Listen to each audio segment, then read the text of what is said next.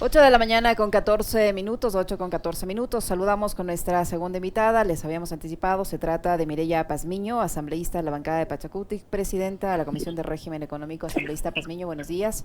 Bienvenida, gracias por estar en Punto Noticias de Radio Pichincha. Les saludamos, Alexis Moncayo, quien le habla, Licenia Espinel. Y antes de entrar en materia del tema de la proforma presupuestaria, quisiéramos escuchar su opinión respecto a este anuncio del presidente de la República que ha dicho que, o que justifica este pedido, esta exigencia para que sus ministros relacionados con la seguridad no acudan a la asamblea, no porque dice que ahí, o sea, no solo porque allí supuestamente les tratan mal, sino porque no quiere que revelen información reservada que podría perjudicar la enorme labor para enfrentar la inseguridad que vive el país. ¿Cómo toman ustedes estas declaraciones del presidente? En realidad los ministros en sus comparecencias han divulgado algún tipo de información reservada, algún tipo de estrategia que no se pueda conocer. No, realmente, buenos días, mil disculpas, muchas gracias por la invitación a Radio Pichincha, un saludo a todos los ecuatorianos de mi provincia de Bolívar, Alexis, a usted. Realmente hay que rechazar esta postura del Ejecutivo, como siempre, tratando de ocultar información a todos los ecuatorianos. En ningún momento nosotros hemos estado pidiendo a quienes están responsables de la seguridad que nos digan alguna estrategia para poder, generar alguna acción en contra del terrorismo, en contra de toda la delincuencia en el país. Lo único que siempre se le pide es información que creo que todo el mundo debe saber, cuál es la política pública que existe en el país para seguridad ciudadana. Eso es lo único que nosotros queremos saber, cuál es la política pública que el gobierno desde que está presidiendo ha generado para saber qué están haciendo los ministerios o las autoridades están cumpliendo con esas políticas públicas que ha emitido el Ejecutivo. Pero en ningún momento queremos saber ninguna de estrategias de inteligencia. Eso yo creo que se manejará la policía, esa institución es la que debe estar manejando esas estrategias, ¿no? Y rechazo totalmente. El presidente debería mejor pedir a los ministros que tengan esa predisposición de venir a colaborar, entregar información para que todo el mundo sepa, para que todo el país se entere qué es lo que están haciendo. Pero realmente desubicada la postura del Ejecutivo y del gobierno. ¿Cómo está, legisladora? Qué gusto saludarle. Buenos días. Desde su comisión se han emitido una serie de datos, de informaciones muy precisas que tienen que ver con la baja o, en algunos casos, escasa ejecución de presupuesto. Le leí ayer en su cuenta de Twitter, un dato que debería alarmarnos como sociedad, como país, que el Ministerio de Gobierno al día de hoy habría ejecutado apenas el 0.25%, tomando en cuenta un hecho que es real, que el ministerio se dividió en dos. Ahora hay Ministerio del Interior, Ministerio de Gobierno. Se les ocurrió la fantástica idea de volver al esquema que existía hasta el 2017 y que fue desarmado por el genio de la política Moreno y la señora Romo. Ese es un hecho concreto, pero que un Ministerio de Gobierno haya ejecutado hasta el sol de hoy apenas el 0.25%, también dice mucho, ¿no?, de lo que quieren o pretenden hacer. Hay en la Proforma 2023 una serie de recortes muy importantes, sobre todo en lo que tiene que ver con la inversión social asambleísta, y algunos analistas económicos alertaban precisamente de que la intención del gobierno es cada vez ir reduciendo más y más las capacidades del Estado para intervenir. Conversábamos hace un momento con Luis Córdoba, que es un especialista en temas de seguridad, y él en los últimos días publicaba un artículo en el cual de alguna forma vincula esta explosión de inseguridad y de violencia que vive el país con las desatenciones que hay. Es decir, tenemos pandillas porque hay jóvenes que no tuvieron oportunidad de educarse, porque hay jóvenes que no tuvieron la oportunidad de insertarse en el mercado laboral, etcétera. Entonces ven a estos grupos armados como una oportunidad de sobrevivir. Entonces, ¿qué va a pasar en el futuro con un país en donde la inversión pública, lejos de incrementarse o de ejecutarse, va decreciendo? Bueno, esa es la preocupación que yo he puesto en la mesa, les he puesto y dado a informar también a los medios de comunicación, al país. Todavía no se debate en el Pleno de la Asamblea Nacional la ejecución presupuestaria de enero a junio, pero tenemos muy baja, creo que es la más baja de todos los gobiernos, más o menos se estipula una buena ejecución presupuestaria que estaría cerca del 40 y 50% del 100%, ¿no? Y en este gobierno tenemos el 11,26% para la ejecución presupuestaria para lo que es seguridad. Y esto sí es bastante preocupante. Como usted lo acabó de señalar, la ejecución del Ministerio de Gobierno, la ejecución del Ministerio del Interior, de igual manera de la Secretaría de Derechos Humanos, de la Secretaría de Seguridad, es baja. Y esto hablamos de inversión, ¿no? Porque los sueldos, eso automáticamente se descuenta y eso se va ejecutando. Pero lo que es obra, inversión, proyectos, no tenemos. Y eso no se refleja en este informe que se presentó al Pleno de la Asamblea Nacional. Todavía, como le dije, no se debate. Y eso se está viendo la intención que tiene el gobierno. Y la intención del presidente y de todo su gobierno es ir reduciendo de a poco el Estado. Aquí los que más tienen son los que cada día que hacen más. Principalmente vemos que es el sector de la banca. La banca desde la pandemia es la que más ha ganado, la que más utilidades tiene cada año y solo eso estamos viendo reflejado. No vemos que la educación está progresando, no vemos que las universidades están abriendo más cupos, las carreteras en el país totalmente destruidas. ¿Y qué es lo que está pasando? Falta voluntad política, falta acción de parte de los ministros, falta toma de decisiones de parte de un ejecutivo que les exija a todo su gobierno que ejecute. Dinero existe, el dinero está, pero lo que quieren es que no se ejecute, que haya muy poca ejecución para que vaya esto a las reservas del país, mientras, mire, tenemos una reserva altísima, cerca casi ya de los 10.000 millones de dólares, para garantizar pago de deuda, para garantizar pago de bonos, que eso les conviene al sistema financiero, pero no garantiza que acá en el país no nos muramos de hambre. O sea, hay una cifra alarmante de pobreza, cerca de 4,5 millones de ecuatorianos pobres, y mientras tanto la plata sigue ahí garantizando pago de deuda, garantizando compra de votos. Y eso es bastante preocupante y eso es lo que yo he puesto en consideración en el debate que hubo el día lunes. Puse en consideración a todos los compañeros asambleístas que empecemos a ver qué es lo que se puede desde la Asamblea Nacional de manera constitucional hacer con este gobierno fallido. Porque eso es lo que estamos viendo, un gobierno fallido que no puede ni ejecutar el presupuesto que tiene. Ahora, asambleísta Pazmiño, hay una suerte de contradicciones entre las cifras que se anuncian y las cifras que constan en el documento que ustedes han recibido.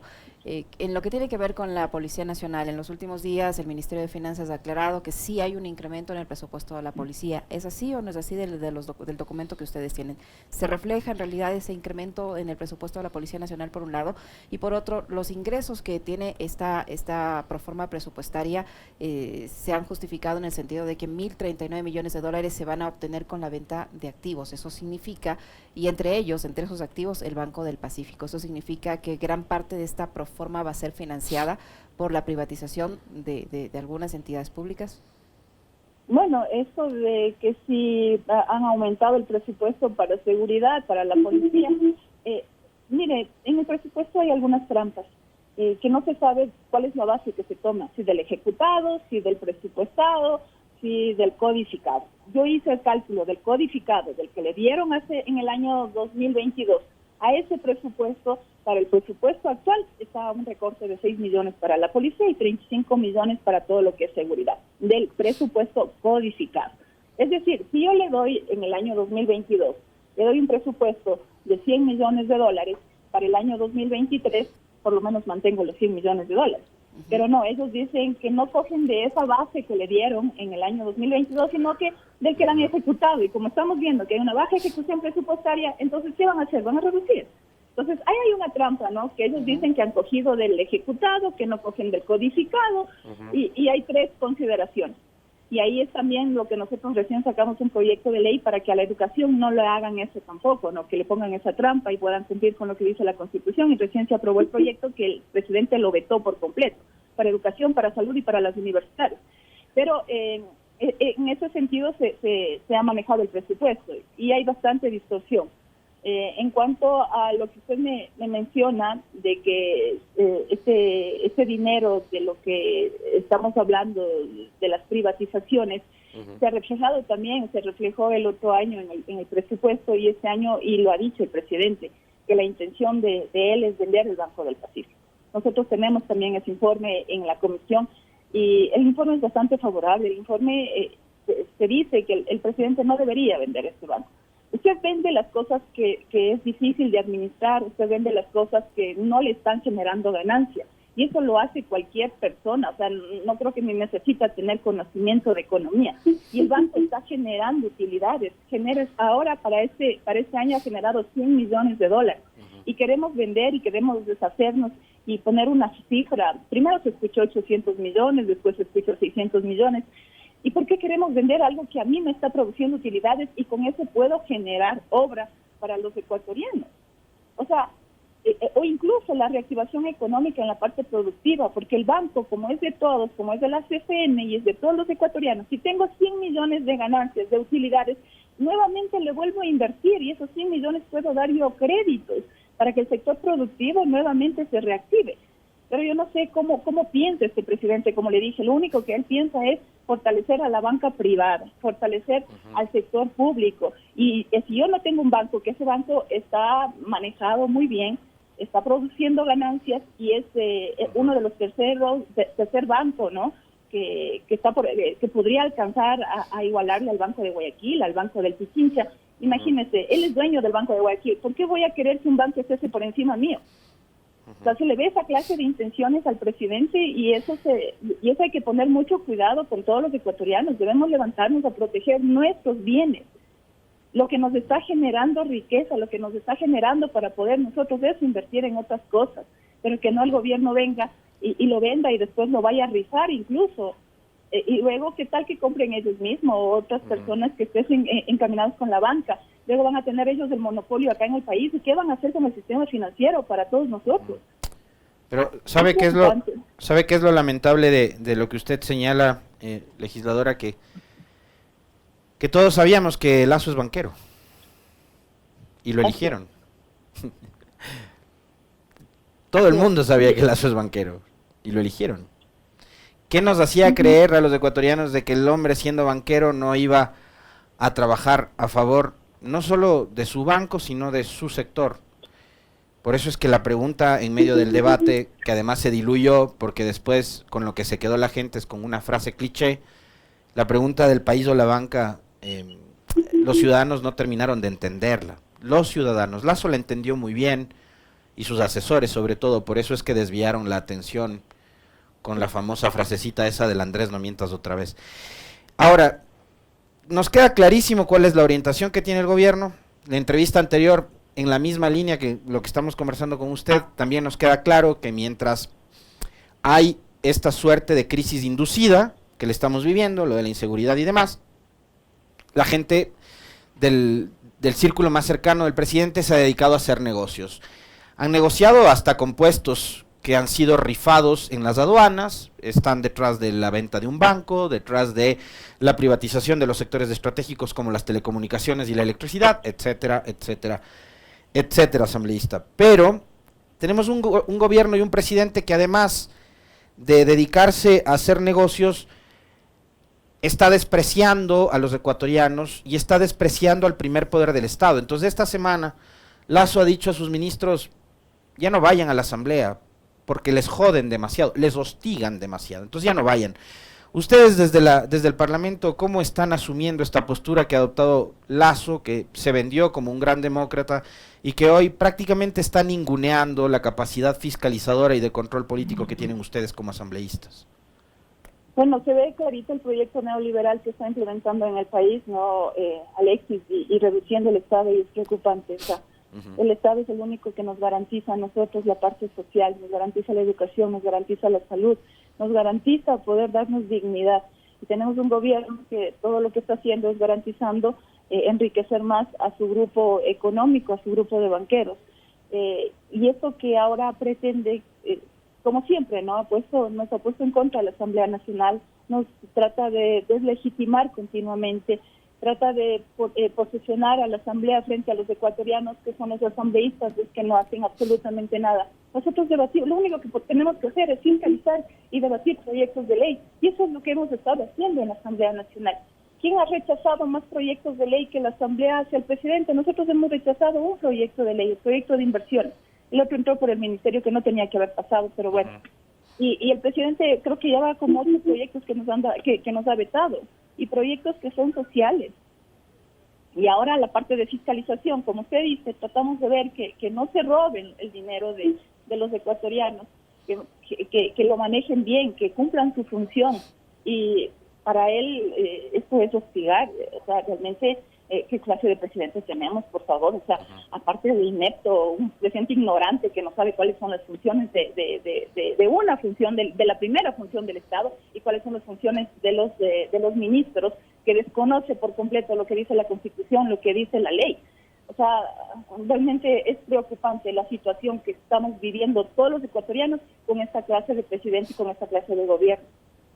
Es bastante preocupante, es bastante delicado. Y sí deberíamos, todas las organizaciones sociales, todos los ecuatorianos, llamar a que tomen conciencia también los asambleístas y tomen ya una postura. No podemos continuar. ¿A dónde vamos a parar? Con un gobierno, con un presidente fallido, inepto, ignorante, que no puede dirigir un país. O sea, Alexis, y es ustedes, y me desolidarizo con ustedes, los que le hayan hackeado también sus medios de comunicación, porque también nos quieren tener desinformados. Imagínense, que los ministros no nos vengan a decir qué es lo que están haciendo, dónde está el dinero, cuáles son las políticas públicas que están imponiendo. No nos quieren informar eso a los ecuatorianos, y ahora también a través de los medios de comunicación también quitarles esa potestad. Seguramente se están gastando los recursos públicos de troll centers. Oiga, asambleísta, usted le desea buen viaje al vicepresidente Borrero. Tiene una misión importantísima.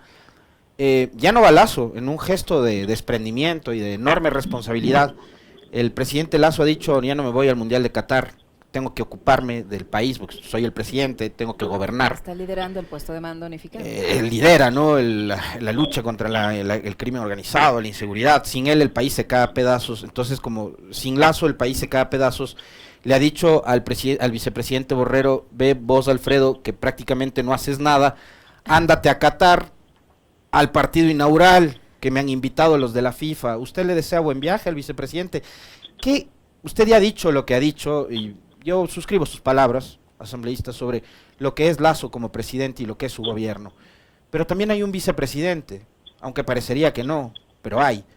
¿Qué dice usted sobre las funciones que cumple Borrero? Y le pregunto si le deseo o no buen viaje ahora que se va a Qatar. No, yo no le deseo nada. Lo único que yo deseo es que las autoridades tomen conciencia política, conciencia ciudadana, y que se dediquen a trabajar. En estos momentos que todos estamos con miedo, porque eso es lo que se ha dedicado a hacer este gobierno, a instaurar el miedo en el país, y que no puedan generar una política, que no puedan tomar una decisión, y la única decisión que pueden tomar es irse de viaje.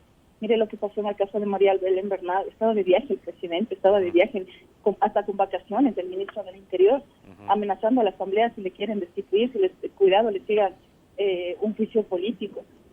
Las autoridades deberían saber qué es lo que está pasando, deberían, no sé, escuchar las noticias si los ministros no les informan. Yo no sé si tiene él reuniones con el gabinete, con todos los ministros, que le informan en la situación grave, catastrófica que estamos viviendo, en una situación que es desgarradora, y que las autoridades se pongan a irse de viaje.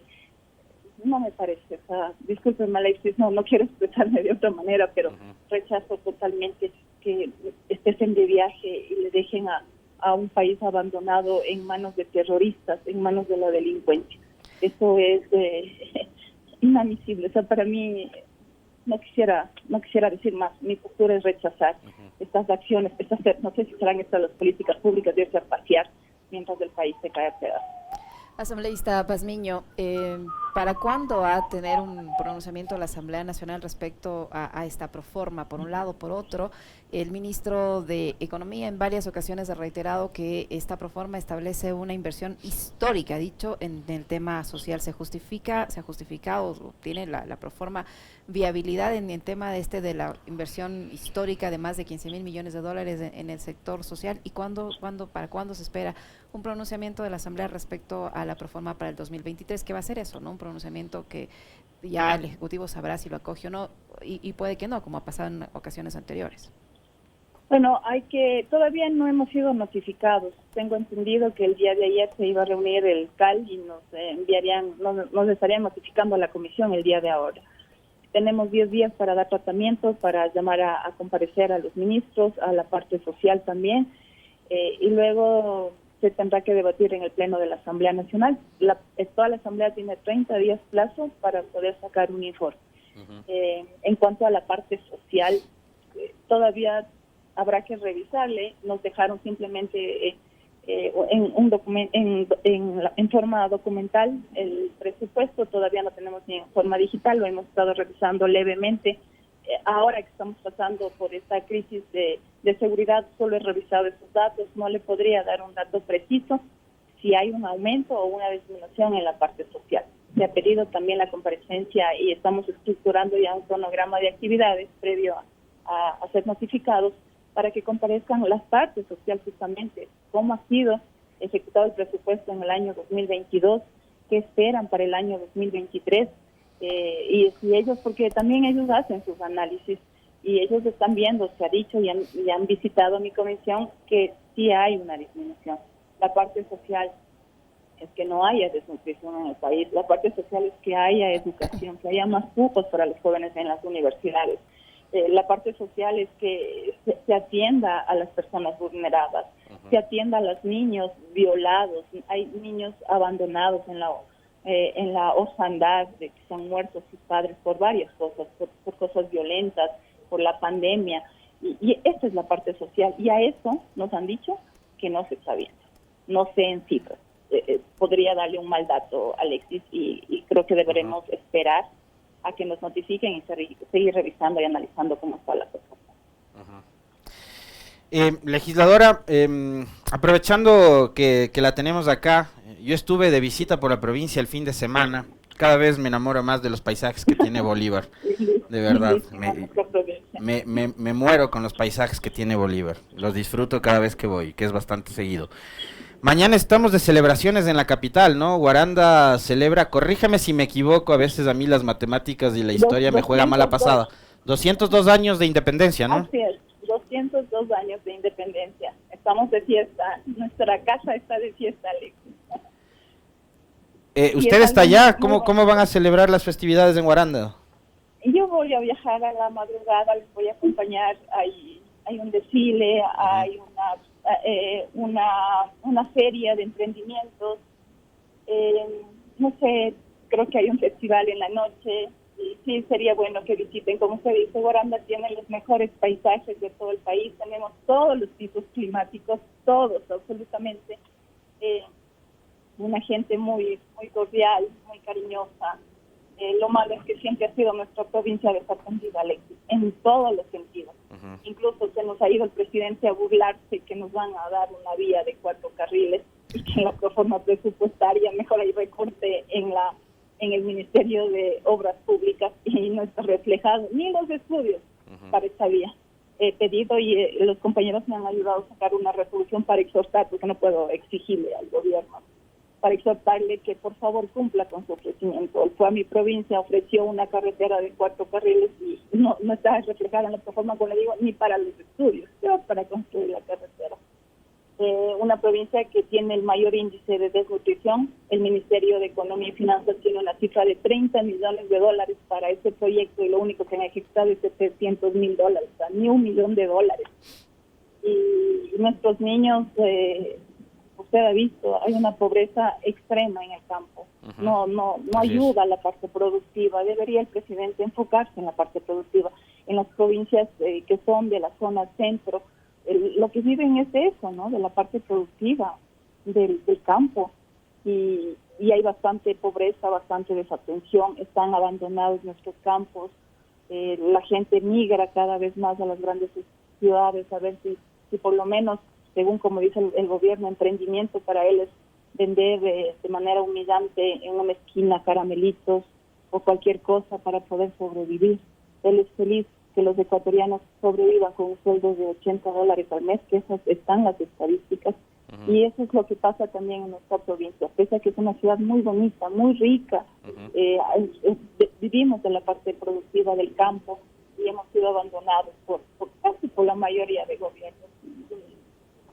Y ahora este gobierno aún más, no, para él no creo que existe Bolívar, no existe Cotopaxi, no existe Tungurahua.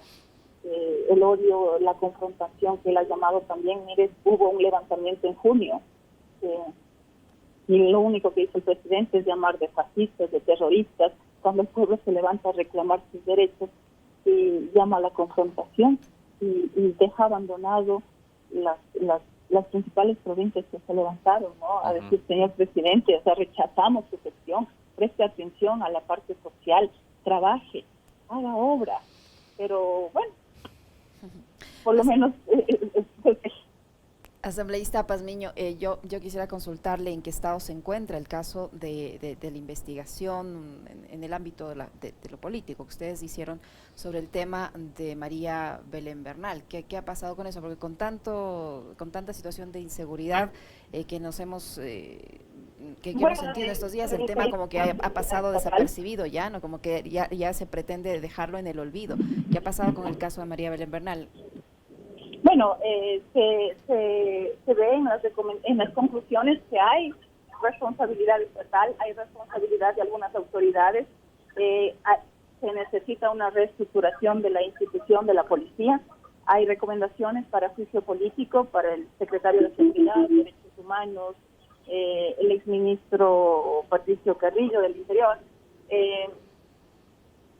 Ese informe se deberá enviar a los organismos internacionales para que también lo revisen. Hay incumplimiento, hay violación de los derechos humanos, no se ha seguido un debido proceso, no se cumple con unos estándares internacionales que desde la Comisión Interamericana de Derechos ya lo han acordado. Se ve mucha...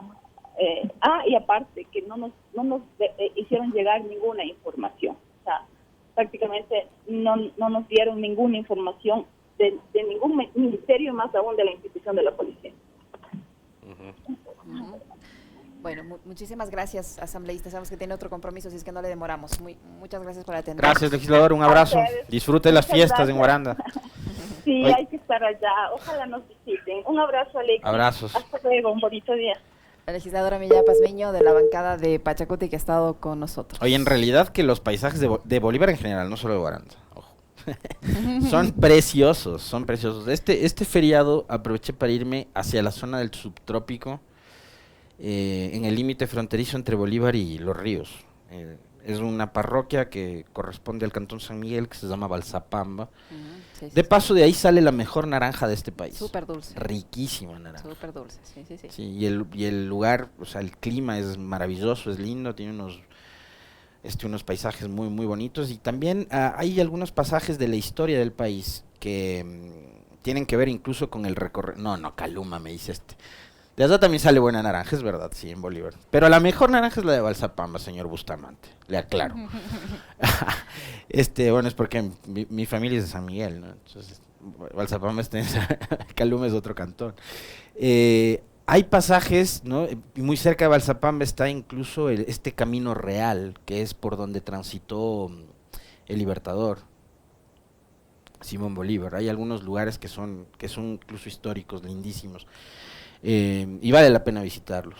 Muy bonita bien. Provincia de Bolívar, sí. Ya saben, ahí tienen una buena recomendación. Ya son las 8 de la mañana con 42 minutos. Una brevísima pausa. Regresamos para conversar con el dirigente nacional de la FENOCIN, el señor Luis Mullo, que ya está con nosotros.